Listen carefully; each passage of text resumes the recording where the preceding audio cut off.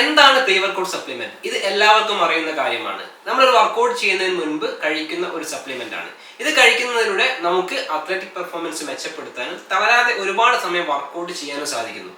Pre workout സപ്ലിമെന്റ്സിൽ സാധാരണയായിട്ട് കാണപ്പെടുന്ന ingredients ആണ് amino acids, beta alanine, caffeine, creatine, അതുപോലെ തന്നെ ആർട്ടിഫിഷ്യൽ സ്വീറ്റ്നസ്.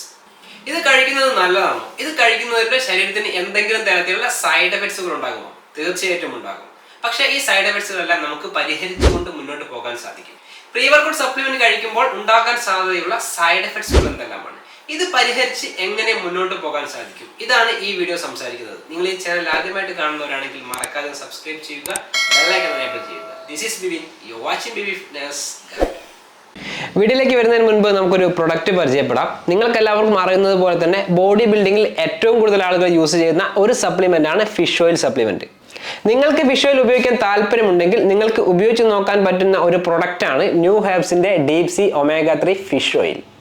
മസിൽ ബിൽഡിങ്ങുമായിട്ട് ബന്ധപ്പെട്ട ഒരുപാട് പഠനങ്ങൾ പറയുന്നത് ഒമേഗ 3 ശരീരത്തിലെ ഇൻഫ്ലമേഷൻ കുറയ്ക്കും എന്നുള്ളതാണ്. വർക്കൗട്ടിന് ശേഷം ഉണ്ടാകാൻ സാധ്യതയുള്ള ഇൻഫ്ലമേഷനിൽ നിന്നും റിക്കവറി നേടാൻ ഒമേഗ 3 നിങ്ങളെ സഹായിക്കുന്നു. ഇതിലെ ഒരു സോഫ്റ്റ് ജെൽ വരുന്നത് 2500 mg ആണ്. അതുപോലെ തന്നെ vitamin E 100% RDM, vitamin D 50% RDM വരുന്നു. ഇത് വരുന്നത് ലെമൺ ഫ്ലേവറിലാണ്. ഇതിൽ പ്രിസർവേറ്റീവ്സ് ഒന്നും തന്നെ അടങ്ങിയിട്ടില്ല. അതുപോലെ തന്നെ സാധാരണ സോഫ്റ്റ് ജെൽ കഴിക്കുമ്പോൾ ഉണ്ടാകുന്ന ഒരു ദുർഗന്ധത്തോടു കൂടിയുള്ള ഏമ്പക്കം ഇത് കഴിക്കുമ്പോൾ ഉണ്ടാകുന്നില്ല. നമുക്കറിയാം വിറ്റാമിൻ ഡി എന്നുള്ളത് സൂര്യപ്രകാശത്തിൽ നിന്നും ലഭിക്കുന്ന വിറ്റാമിൻ ആണ്. പക്ഷേ ഈ ഒരു പ്രൊഡക്റ്റിൽ വിറ്റാമിൻ ഡിന്റെ ലഭ്യത വളരെയധികം കൂടുതലാണ്.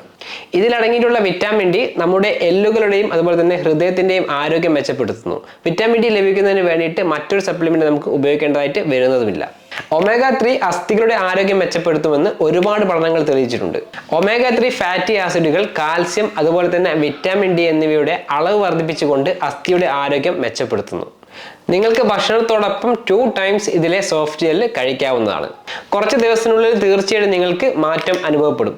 അപ്പോൾ ഈ ഒരു പ്രൊഡക്റ്റ് ആവശ്യമുള്ളവർക്ക് വേണ്ടിയിട്ട് ഞാൻ ലിങ്ക് താഴെ കൊടുക്കാം. ലിങ്കിൽ ക്ലിക്ക് ചെയ്തുകൊണ്ട് പ്രൊഡക്റ്റ് നിങ്ങൾക്ക് വാങ്ങാവുന്നതാണ്.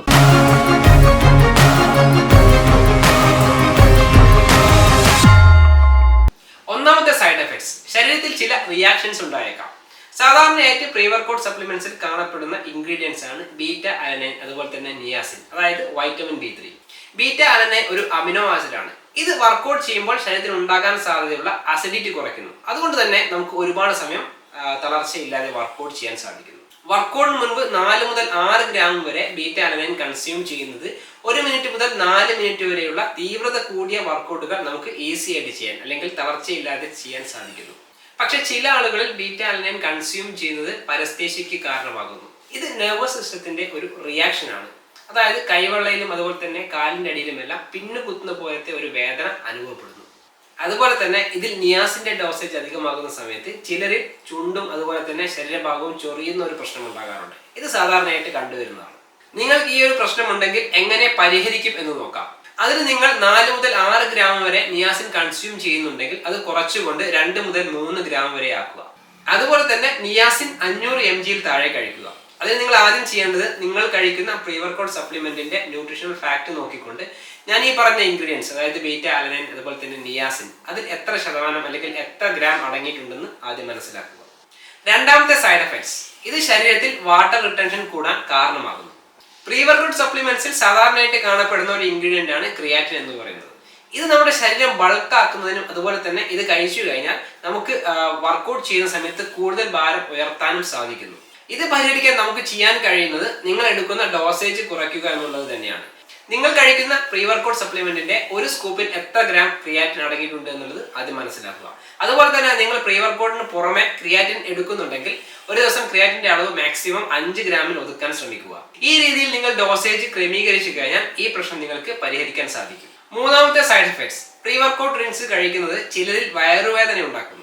പ്രീ വർക്കൗട്ട് സപ്ലിമെന്റ്സിൽ അടങ്ങിയിട്ടുള്ള ഒരുവിധം എല്ലാ ഇൻഗ്രീഡിയൻസും പല ആളുകളിലും വയറുവേദന ഉണ്ടാക്കുന്നുണ്ട്.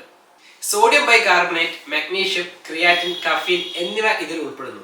മഗ്നീഷ്യം ശരീരത്തിന് വളരെ നല്ലതാണ്, പക്ഷെ ഇത് കൂടുതൽ കഴിക്കുന്നത് വയറിളക്കത്തിന് കാരണമാകുന്നു. അതുപോലെ തന്നെ ചില ആളുകൾ പ്രീ വർക്കൗട്ട് സപ്ലിമെന്റ് ഉപയോഗിക്കുന്ന സമയത്ത് വളരെ കുറച്ച് വെള്ളത്തിൽ മിക്സ് ചെയ്യുന്നത് കാണാറുണ്ട്. ഇതും വയറുവേദനയ്ക്ക് കാരണമാകുന്നു.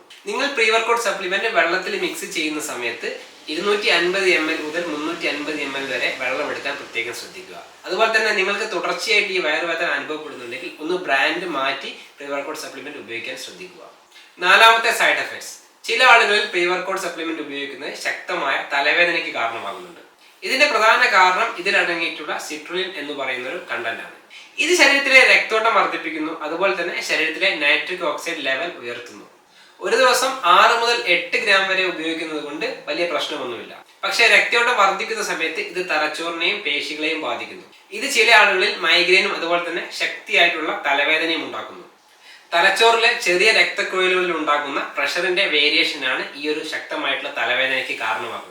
ഇത് പരിഹരിക്കാനുള്ള ഒരേ ഒരു മാർഗം എന്ന് പറയുന്നത് സിട്രുലിന്റെ ഡോസേജ് കുറയ്ക്കുക എന്നുള്ളത് തന്നെയാണ്. അല്ലെങ്കിൽ നിങ്ങൾ ചെയ്യേണ്ടത്, നിങ്ങൾ ഒരു പ്രീ വർക്കൗട്ട് വാങ്ങുന്ന സമയത്ത് സിട്രുലിൻ കണ്ടന്റ് ഇല്ലാത്ത പ്രീ വർക്കൗട്ട് സെലക്ട് ചെയ്യുക എന്നുള്ളതാണ്.